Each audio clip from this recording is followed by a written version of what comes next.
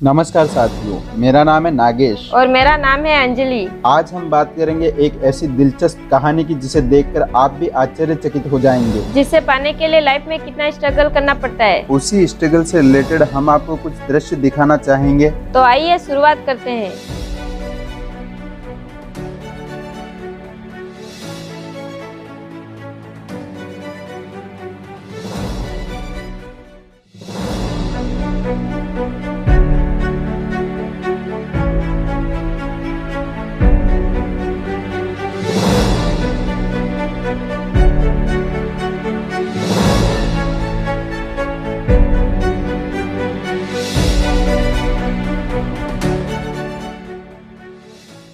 तो इन वीडियो की क्लिप्स को देखकर आपको समझ में आ गया होगा कि हम किसके बारे में बात करने वाले हैं। आइए अब शुरुआत करते हैं इस दिलचस्प कहानी भारत में रुपया और नोटों के विकास के इतिहास की।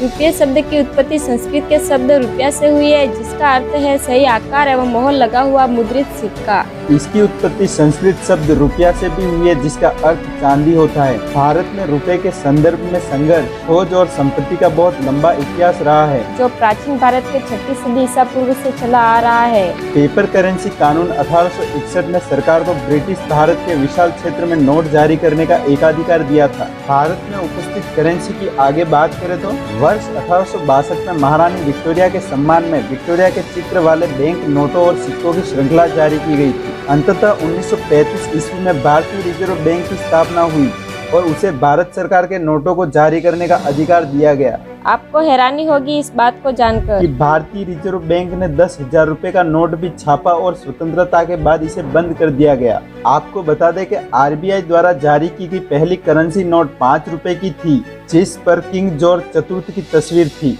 यह नोट 1938 में छापा गया था। वर्ष 1947 में स्वतंत्रता के बाद और 1950 के दशक में जब भारत गणराज्य बन गया, तब भारत के आधुनिक रुपये ने अपना डिजाइन फिर से प्राप्त किया। नोटों के लिए सारनाथ के चतुर्मुख सिंह वाले अशोक के शीर्ष स्तंभ को चुना गया। अशोक के स्तंभ ने जॉर्ज चतुर्थ का स्थान ले लिया। इस प्रकार स्वतंत्र भारत में मुद्रित पहला बैंक नोट 1 रुपए का नोट था।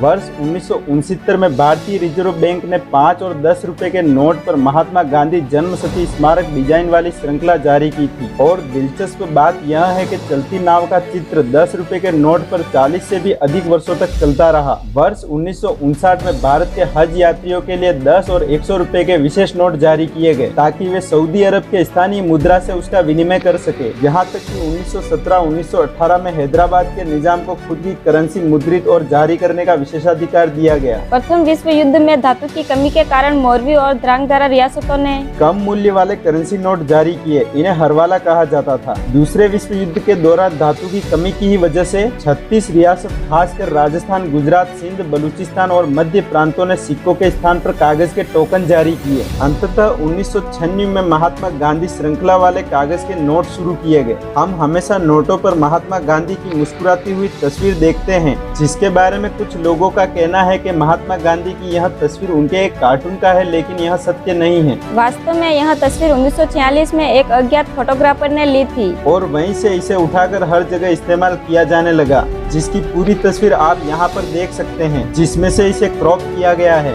यह तस्वीर भूतपूर्व वायसराय हाउस, जो वर्तमान में राष्ट्रपति भवन है, वहीं से ली गई है।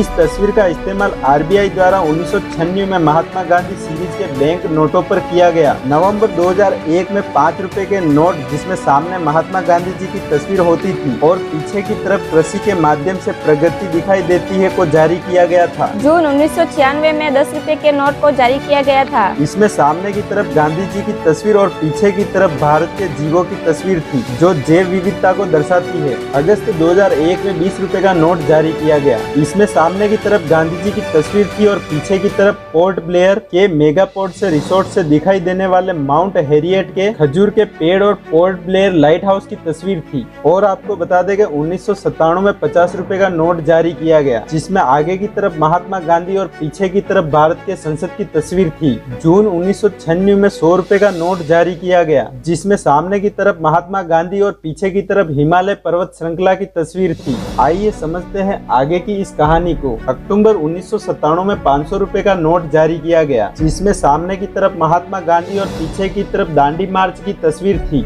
जो नमक के सत्याग्रह को दर्शाती है, जब गांधी जी ने 5 अप्रैल 1930 को नमक का कानून तोड़ा था। नवंबर 2000 में 1000 रुपए का नोट जारी किया गया। इसमें सामने की तरफ गांधी जी और पीछे की तरफ भारत की अर्थव्यवस्था को दर्शाती हुई तस्वीर है। आशा करता हूँ कि यहाँ तक की दिलचस्प कहानी आपको काफी अच्छी और बेहतरीन लगी होगी। यदि इसके आगे नोटों की इंटरेस्टिंग कहानी को आप जानना चाहते हो तो हमारे चैनल को सब्सक्राइब कर कमेंट जरूर करें। मिलते हैं अगली वीडियो में। जय हिंद, जय भारत। और हाँ, जाने से पूर्व एक शेयर जरूर करें, जिससे हमें आपका काफी सपोर्ट मिलेगा। Thank you.